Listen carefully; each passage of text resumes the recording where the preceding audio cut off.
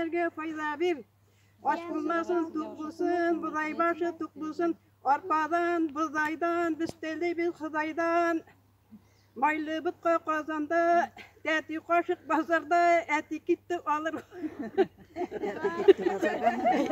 Gitti pazarga, eti kaşık alırga.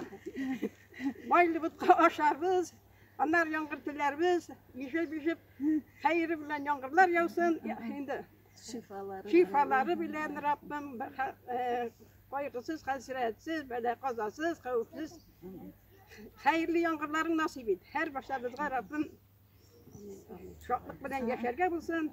Günlerimiz de olsun. İyi günlerimiz olsun. Arpadan, buğdaydan, büsteliyiz hıdaydan. Arpadan, buğdaydan, büsteliyiz hıdaydan. Aytegiz. Arpadan, buğdaydan, büsteliyiz hıdaydan. Arpadan, buğdaydan, büsteliyiz hıdaydan. Arpadan, buğdaydan. Yangır yav, Allah bir, iyi günlerge fayda bir deyiz.